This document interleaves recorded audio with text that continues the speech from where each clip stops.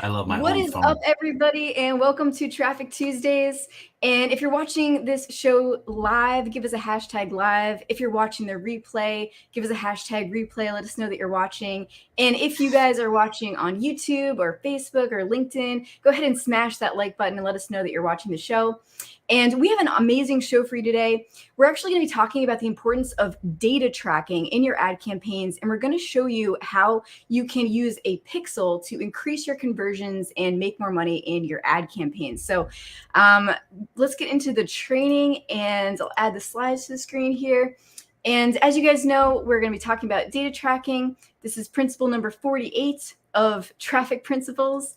And let me ask you a question, Michael. Have you ever been followed around the internet after looking at a product online? Let us know in the comments or in the chat if you guys have ever been followed around the internet after looking at a website. Give us a hashtag tracked or something in the comments if that's happened to you. But has that ever happened to you, Michael? Oh my gosh, it happens all the time. And All the it time. literally just happened like this week. And let me tell you this quick story of how it was going on. So I'm watching this TikTok, and this TikTok is showing this coach for this football team. And he says, why do you make your players dress up? And the simple answer was, he said, when you look good, you feel good. And when you feel good, you play good. And I was like, oh my gosh, yes, that is so true. Like that is for me. When I dress nice, when I feel better, like I'm just more alive. So I went and I'm thinking about, okay, so I want to like dress nicer. I got, I really want to watch, right? Because I really like watches. So what I did, I want to share my experience of what I experienced. I'm looking at these watches, and I'm at Zales, and I like automatic watches because I break everything, so I'd never want to change a battery. And as I'm looking through these things, like one really reminds me of Ben Franklin, which I really like that one. That was like my favorite so far. But then I want to pause it right here, because this is what happens, right? We go on a website, we're searching for the thing that we want. We don't necessarily buy sometimes. We're just looking around, and then we leave. Now I'm getting ready to take my kids on a trip in December, and so I wanted to see what's to do around Indianapolis, because that's where we're going. And so I bounced off of the website, and I say things to do in Indianapolis. And as I hit Google, the first option I see is like this blog, like the top 10 things to do. And I'm on there, and as I'm on there, it's like watch galore. And it knew the watches I was actually looking at.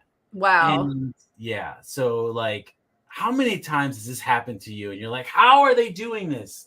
Yeah. How are they finding me? But that was my experience. And I thought this was hilarious because this was a real experience. So as I look at kind of like to close the loop of this whole story, is I did buying a watch, right? And the watch that I bought was this one right here. It's a Frank Sinatra signature line, and it has this whole story behind it. And that's another principle for another day, but like I love buying things that have meaning behind it. So it has like his little fedora hat in the back there behind it. I was like, oh, that's so cool. But people ask all the time, is like, how are they doing this? And it's really because they're using a pixel. And a pixel, what it does is it basically tracks everything that you can do online. So that's, page views, add to carts, all the kind of interactions that you're having with the website, a pixel can track. And then it takes back to the ad platform and says, hey, do you want to run ads to people who've either visited your site, clicked a button, all these things. So what is a pixel exactly? It looks exactly like this. It's this gibberish that we don't know what it means, but it's just this piece of code that you add to your website.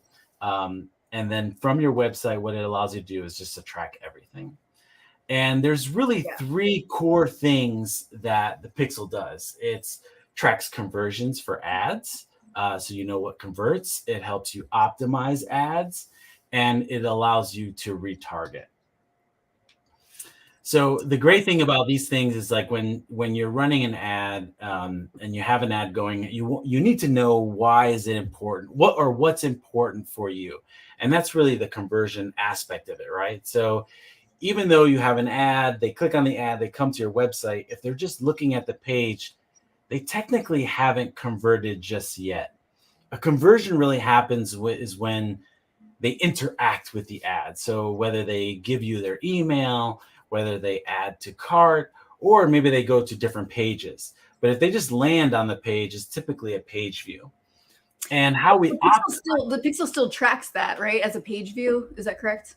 Yes, the Pixel does track it as a page view, but oftentimes we want to optimize for the second piece. We want to optimize for conversions. Okay. So we tell the platforms, hey, when someone does this action, that's important to us. So find more people that take those types of actions. And the platforms with all these pixels out there, they know our behaviors, right? So I have a pixel, Cheryl has a pixel, and what's tracking on my website is tracking on her website, which sends to the platform and says, hey, this person loves to watch videos, or these people are purchasers. They love to buy, right? So you can optimize for buys, you can optimize for views, all these things. And then the pixel also allows you to retarget. So when people come and they don't necessarily purchase, we can say, hey, people who've come to my website, who've done some type of conversion, or maybe just a page view, find them all over the internet. And that is exactly what happened in my case at the website. That example is so crazy because as you're scrolling the blog, it's just like the watch advertisement over and over again. It's like, yeah, they're like, hey, buy this watch. And the thing is, I bought a watch, right? So it worked. Yeah, it worked. A few days later, I didn't buy it right then, but that's what happens. It's like, we talked about the 7-Eleven touch thing, and it's like we need people you just need to be in front of them to remind them what's going on. So it's really effective then. It's totally effective. It's so great. And people kind of like miss that opportunity of the retargeting aspect to always make sure why people are there.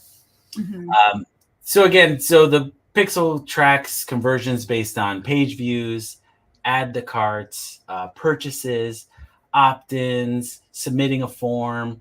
There's a lot of other things you can do. Scrolls, so how far they scroll depth, so how far they scroll down the page.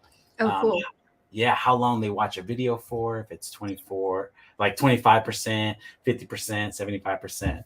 So you can even contract video watches on your page too, which is this is really cool because basically the platform now knows if you install a Pixel on your website, the platform now knows that person, for instance, might have viewed the page but not added to cart. Or if they add to cart but don't purchase, the platform knows that too. And so this allows you to segment your audience and run different types of ads or different types of campaigns to different segments based on how far they are along in your funnel, right?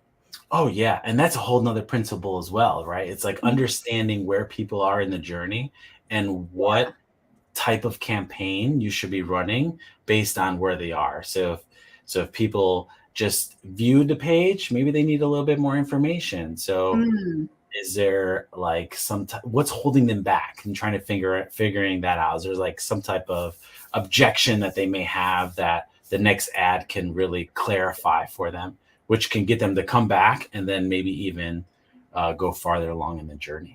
Wow, that is super powerful. Give us a hashtag Pixel in the chat or in the comments if that is awesome to you. And if you're going to go apply this to your ad campaigns and you're going to go segment your different people in your ad campaign based on their actions that the Pixel is telling the platform. So that is really cool. And basically, conversions is one of the things that the Pixel can help with, right? Yeah. And you have to tell like the platforms like how to optimize it. So you have to identify some things beforehand is like, what are your break-even costs? And how many page views does it take to create a conversion? Yeah, exactly. And so obviously you don't want to spend more on your ad campaigns than you're making, right? And so that is kind of the first thing, is to define your break-even cost, right? So if your product costs $1,000, then you know that you can spend $1,000 to acquire a customer, but that's a little bit different than defining your cost per conversion, right? Wouldn't you say, Michael? Oh yeah. So cost per conversion is basically trying to understand like the percentages that how many visitors you have to your website actually on that specific page convert. So typically industry averages are like, 15 to 20%. But I have some clients that get 60% conversions, which means 60% of the people that land on their website actually give up some type of information and move forward, which is awesome. So once you understand that, then you can start understanding, okay, how much am I willing to pay per conversion to get me my end result, which is ultimately some type of sale. And then once you understand that, you can say, all right, I'm going to optimize for, let's just say $20 a conversion. Anything higher than that, then like maybe, okay, that ad is not working, or you need different creative, or maybe the audience is just getting tired of seeing that specific ad. Yeah. And you also want to figure out your cost per conversion, because sometimes it takes multiple opt-ins on average to get a sale. And so across your campaign with all the averages of what's working in your campaign, if, for instance, you need 3 opt-ins on average to get a sale, and your product is, let's say, $100, then you can define your cost per conversion by the number of sales on average times the cost of your product divided by the number of opt-ins, or the number of things that you're optimizing for, the conversions that you're optimizing for, in order to get that sale. And it's just good to keep in mind that, think about it this way, right? There's this magic advertising line. And if you're above that line, then you can basically put more money into your campaigns. And if you're below that line, then you want to stop your campaigns, right? And so if you can put $1 into your advertising and get $1 back out, that's basically your break-even point, right? But if you can put $1 into your campaign and get $2 out, then basically you want to scale your campaign as big as possible, right? Am I describing that right, Michael? Yeah, that's perfect. I mean, if I gave you $1 and you gave me $2 back, I would give you so many dollars, as many as I can have, right? Because now we've figured out that, like, hey, this is profitable and I'm here to make money. So yeah, that's awesome. Way to put it. Cool. And what's the next thing that a pixel can help with is retargeting, right? Retargeting, right? So how does a pixel allow you to retarget? And I chose this picture because, like, I have to tell like another quick story. So it's kind of like the annoying cousin, right? So I remember when, when I was a child, we would always go to my grandmother's house to have, Sunday night dinner or Sunday night brunch, and the whole family would meet up. Now, I'm an only child, so like when I got to meet up with my cousins, it was fun, right?